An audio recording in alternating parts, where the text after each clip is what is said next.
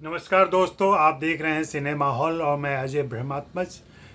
आज सूरज पे मंगल भारी का रिव्यू। सूरज पे मंगल भारी लॉकडाउन के बाद सिनेमाघरों में रिलीज हो रही पहली फिल्म है और इसे देखा जाना चाहिए।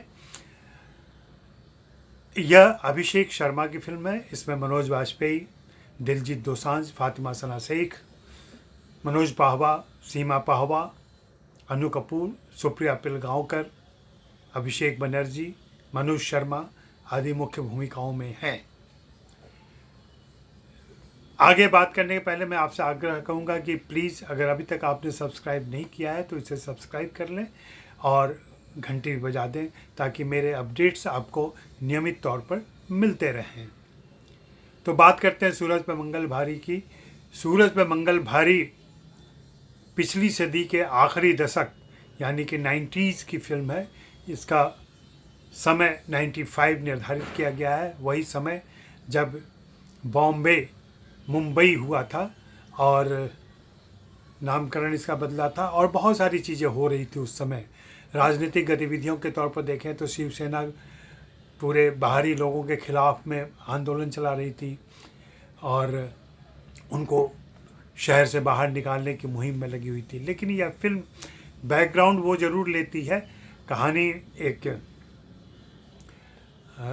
एक सुटेबल बॉय की है जो शादी की उम्र हो चुकी है और उसे कोई लड़की मिल नहीं पा रही है और उस लड़की की तलाश में है। हालांकि जो वीडियो वो बना रहा है, उस वीडियो को सुनते हुए उस वीडियो में उसकी उम्मीद जो जाहिर करता है अपने संभावित पत्नी के प्रति, उनको देखते हुए ये लगता है कि यह किसी पुरुषवादी परिवार का लड़का है जो ऐसी लड़की चाहिए जो वास्तव में उसकी प्रेमिका और जीवन संगनी से ज़्यादा घर की नौकरानी बन सके। लेकिन फिल्म में जब चरित्र निर्वाह होता है और चरित्र गठन होता है तो फिल्म इस प्रमाइस के बिल्कुल अलग चली जाती है। ये थोड़ा सा अगर सावधानी रखी जाती तो फिल्म के लेखक निर्देशक इन पंक्तियों से बच सकते थे। इन पंक्तियों की वजह से फिल्म थोड़ी पीछे खिंच जाती है। अभिषेक शर्मा को हम जानते हैं। अभिषेक शर्मा ने तेरे बिन लादेन जैसी सैटारिकल फिल्म बनाई थी और हम उसी की उम्मीद कर रहे हैं कि वे फिर से इस फिल्म में अपना वो जौहर दिखाएंगे। और उन्होंने उस ऊंचाई को तो नहीं छुआ है, लेकिन उन्होंने अपना स्पार्क फिर से दिखाया है कि अगर सैटायर और कॉमेडी बनाना वे शुरू करें और अपने किरदारों पर ध्यान दें तो वे बेहतर कॉमेडी लेके आ सकते हैं। किसी भी कॉमेडी का सबसे बड़ा गुण क्या होता है? सबसे बड़ा गुण यही होता है कि जो उसमें कलाकार उन भूमिकाओं को निभा रहे हैं उनकी परस्पर टाइमिंग कितनी अच्छी है। अगर वो अच्छी बन जाती है तो उन लतीफ़ों का आनंद आता है, उन कहे गए संवादों का आनंद आता है और इस फिल्म में ऐसा है। मनोज वाजपेयी और दिलजीत दोसांझ, इन दोनों के अलावा अनु कपूर, सुप्रिया पिलगांवकर, मनोज, सीमा और फातिमा सना शेख, सब ने मिलकर इसको रचा है और उन्होंने बिल्कुल हाजिर जवाब से काम लिया है और एक दूसरे को साथ देते हैं। वे कहीं एक दूसरे पर हावी होने की कोशिश नहीं करते हैं। दिलजीत दोसांझ एक अलग किस्म के कलाकार हैं।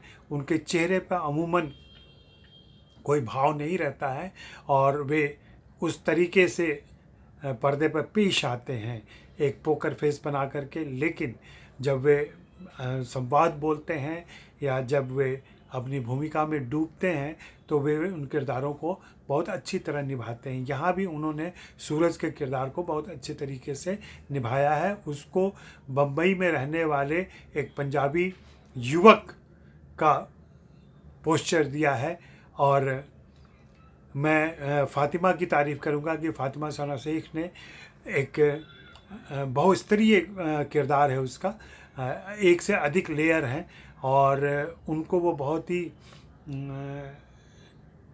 बारीकी से निभाती है।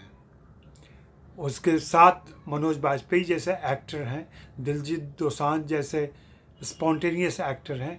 वहाँ पे फातिमा की एक्टिंग में स्पॉन्टेनिटी के साथ साथ एक तैयारी भी दिखती है, एक मेहनत भी दिखती है, जो कहीं से भी बुरा नहीं लगता है, वो अपने किरदार में बिल्कुल सही बैठती हैं।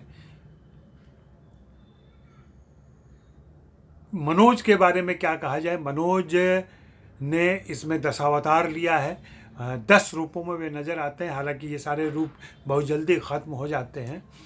अगर इनकी और डिटेल में गया रहता लेखक और निर्देशक, और उन और सारे जो उनके कारनामे थे उन पर थोड़ी और नज़र पड़ी होती तो शायद और रोचक फिल्म हो सकती थी, लेकिन शायद फिल्म के लंबे हो जाने का खतरा रहा होगा।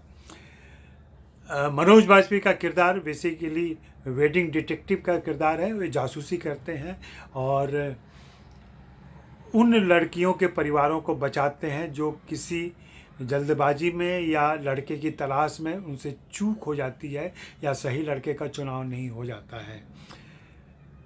दरअसल यह उनके अपने जीवन से की पीड़ा है। जब उनकी शादी काव्या नाम की लड़की से होने वाली थी और जिससे वे प्रेम करते थे, उस लड़की का अरेंज मैरिज हो जाता है और वो लड़का उसके लायक नहीं है, जो बाद में हम एक किरदार के तौर पर देखते हैं। विजय राज ने उस भूमिका को निभाया है, जो बहुत अच्छी तरीके से अपने उस किरदार को ले जाते हैं। अब सवाल ये है कि जब हम पिछले दशक में जब पहुंचते हैं और 90s की बातें कर रहे हैं, तो उस समय का संगीत भी होना चाहिए था, लेकिन बसंती नाच जो गाना है उसकी धुन उसके बाद की दिखती है। अगर इसमें 95 का संगीत रहता तो और ज़्यादा बेहतर प्रभाव पड़ता है। हालांकि वो बहुत कैची सॉन्ग है और वो अच्छा लगता है। बाकी गीत संगीत में भी वो पीरियड नहीं क्रिएट हो पाया है। हाँ, कॉस्ट्यूम में और आर्ट डायरेक्शन में ज़रूर लोगों ने मेहनत की है। आर्ट डायरेक्शन में पारिजात पोद्दार का नाम लूँगा, उन्होंने बहुत मेहनत किया, उस पीरियड को क्रिएट किया है। और कॉस्ट्यूम में जिया भागिया और मल्लिका चौहान ने 95 के कॉस्ट्यूम को पर्दे पर पेश करने की बेहतरीन कोशिश की है और वे अपने काम में बिल्कुल सक्षम हैं। अभिषेक शर्मा की अपनी खासियत है और ऐसी कॉमेडी और सैटारिकल फिल्म बनाने में वे जिस प्रकार से दृश्यबंध तैयार करते हैं, जैसे दृश्य संरचना तैयार करते हैं, 2 किरदारों को रखते हैं या 2 से ज़्यादा किरदारों को जब पर्दे पर ले आते हैं, तो कैसे सबको एक संवाद भी देना है, कैसे उनके साथ न्याय भी करना है और कैसे इम्पैक्ट, सीन का इम्पैक्ट पैदा करना है। ऐसे सीन इस फिल्म में कह लें कई सारे हैं